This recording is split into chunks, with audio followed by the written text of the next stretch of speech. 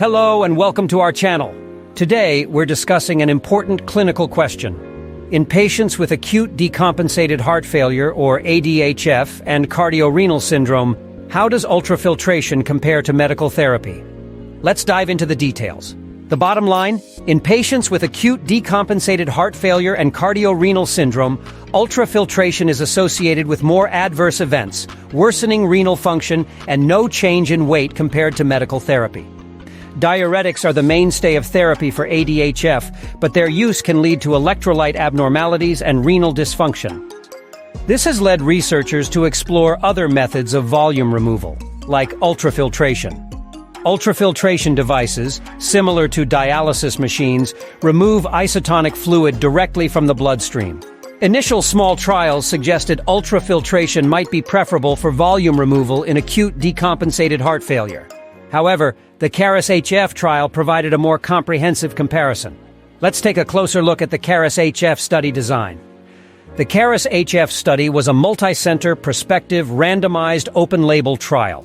It included 188 patients with acute decompensated heart failure and worsening renal function.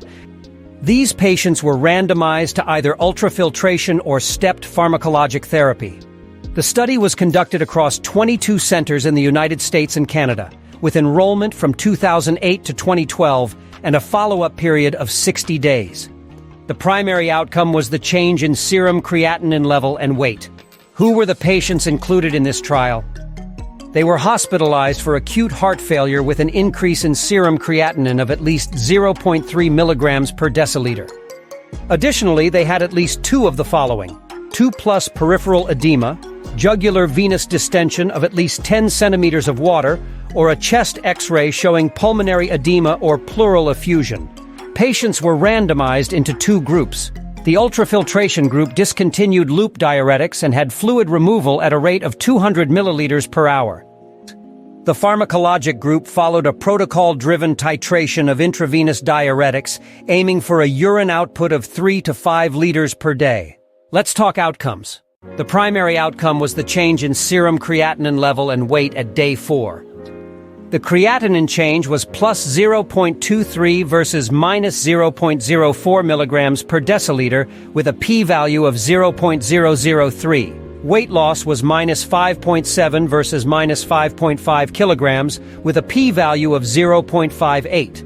There was a higher adverse event rate with ultrafiltration, 72% versus 57%, with a p-value of 0.03. Every study has its criticisms. The CARIS-HF trial was open-label and excluded less severe heart failure patients, limiting generalizability.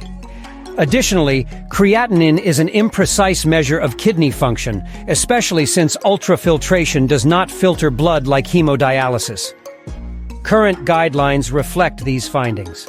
The American Heart Association and American College of Cardiology Foundation Heart Failure Guidelines from 2013 state that ultrafiltration may be considered for those with obvious volume overload to improve symptoms, classified as Class 2B, Level B. It may also be considered for patients with congestion not responding to medical therapy, classified as Class 2B, Level C. For those interested in diving deeper, here are some further readings and references. Bart B.A.'s article in Circulation, Heart Failure. Shin J.T. and Dec G.W.'s article in Circulation, Heart Failure. Costanzo M.R.'s article in the Journal of the American College of Cardiology, and Felker G.M.'s article in the New England Journal of Medicine. Thank you for joining us today. If you found this video helpful, please like, share, and subscribe for more content on medical research and clinical guidelines. Until next time, stay informed and take care.